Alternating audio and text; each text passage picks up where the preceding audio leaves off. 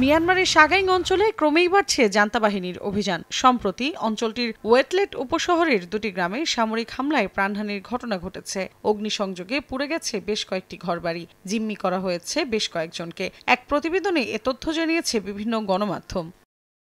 এরই মধ্যে নির্বাচনের আগে আরাকান ফ্রন্ট পার্টির চেয়ারম্যান ডক্টর আয়ে মাউংকে বিশেষ ক্ষমার ঘোষণা দিয়েছে জান্তা সরকার। পাশাপাশি তার সাজা মওকুফ করে নির্বাচনে অংশ নেওয়ার সুযোগও দিয়েছে তারা। জান্তা বাহিনী জানায়, শৃঙ্খলাভিত্তিক গণতন্ত্র ও ফেডারেল ব্যবস্থায় সহযোগিতার শর্তেই তাকে ক্ষমা করা হয়েছে। তবে রাজনৈতিক বিশ্লেষকরা বলছেন, রাখাইন রাজনীতিকে নির্বাচনী খেলায় টেনে আনার জন্যই এই কৌশল অবলম্বন করেছে সামরিক জান্তা, যাতে তাদের পরিকল্পিত ভোট প্রহসনে আঞ্চলিক বৈধতার আবরণ তৈরি হয়।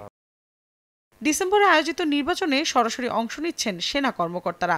সামরিক সূত্র জানায়, সেনাবাহিনীর ৬ লেফটেন্যান্ট জেনারেল ইউএসডিপি দলের ব্যানারে নির্বাচনে দাঁড়াবেন। বিশ্লেষকরা বলছেন, এই ভোটের আসল উদ্দেশ্য হচ্ছে জান্তা প্রধান মিন অং হ্লাইংকে পার্লামেন্টের মাধ্যমে প্রেসিডেন্ট বানানো। সামরিক মনোনীত সাংসদ, ইউএসডিপি এবং অনুগত কর্মকর্তাদের ভোটেই তার এই লক্ষ্য পূরণ হতে পারে বলে জানা গেছে।